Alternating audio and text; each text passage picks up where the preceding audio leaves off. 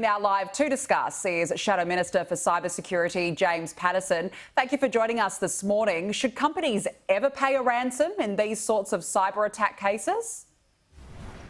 Danica, thank you for having me on the program. Look, this is a very vexed issue and a difficult one for companies to decide. It is often the case that companies do pay ransoms, and it is often the case that it is not successful when they do in achieving their objectives. And that's why the consistent position of the Australian government and our cybersecurity agencies over many years is not to pay. Paying helps resource these organisations and criminals to conduct more attacks, and paying signals that the target is willing to pay and means it can be a target of future attacks. If you're going to adopt a policy, as Medibank has, of not paying, well, then that means it's even more important that you have the responsibility to adequately protect the data of your customers in the first place, so that they're never put in this invidious position of having to choose between paying in the forlorn hope that might help protect them or not paying. This is going to be a real wake-up call for corporate Australia. It is not acceptable to inadequately protect the data of customers, and I am very concerned that this is yet another public update for Medibank in which the number of users affected has increased significantly. It was only a few weeks ago they were saying that they believed it was about 4 million users that were affected, and of course weeks before that they were saying it was in the many hundreds of thousands. We now have up to 9.7 customers of Medibank affected, and they will be very distressed by that news this morning.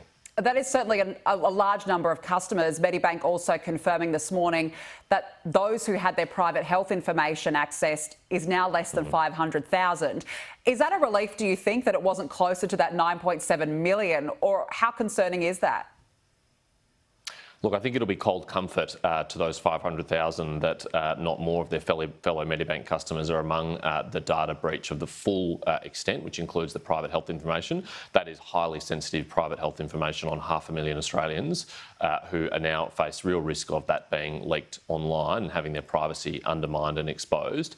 But the other information leaked on the 9.7 million users is quite akin to the information that was leaked on Optus users. And so it puts it in the ballpark in terms of scale and severity as the Optus attack. These are now the two largest cyber attacks in Australian history, and it does require more leadership from the government. Unfortunately, the Minister for Home Affairs and Cybersecurity was slow to respond to Optus. It took her 3 days before she put out any public statement on it, even though it was very clear early on it was a serious attack.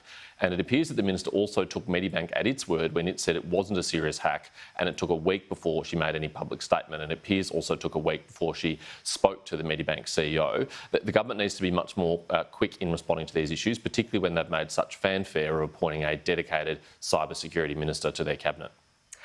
Let's move on to a story in the Australian newspaper today. Researchers at the Australian Strategic Policy Institute have uncovered what they say is a campaign of abuse, disinformation and propaganda aimed at shutting down a group of outspoken women who had criticised China. Now, that actually includes a number of women living in Western democracies, even here in Australia. How can this happen, I guess? How can the CCP infiltrate even over here in Australia digitally like that? This is a very disturbing new piece of research from ASPI, and it demonstrates what some have feared and suspected was the case, which is that there is a systemic coordinated campaign that is being run from China, most likely by Chinese intelligence agencies, targeting researchers, academics, activists and journalists in the West who do work which is critical of the Chinese Communist Party or exposes their human rights abuses. One of the case studies that they feature is Vicky Xu, a young Australian woman who has done world-leading research on the repression of the Uyghur people in Xinjiang, and that has deeply embarrassed the Chinese Communist Party. And for that, the price she has paid is ongoing trolling and harassment of a highly sexualised nature online, including on Western social media platforms like Twitter. This is deeply disturbing. We effectively have a nuclear superpower sexually harassing young women online. It is totally unacceptable. It should never be allowed to happen.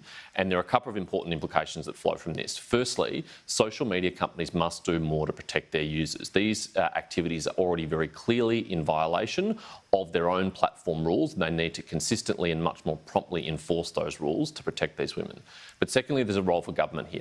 Australia led the world in 2018 with our espionage and foreign interference laws, and that has gone a long way to protecting our political parties and our democratic institutions from direct interference and influence.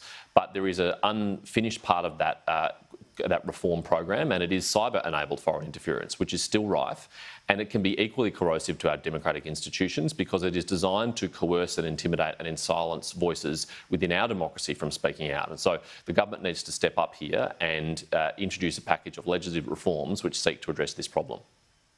James Paterson, we have to leave it there. Thank you very much for joining us.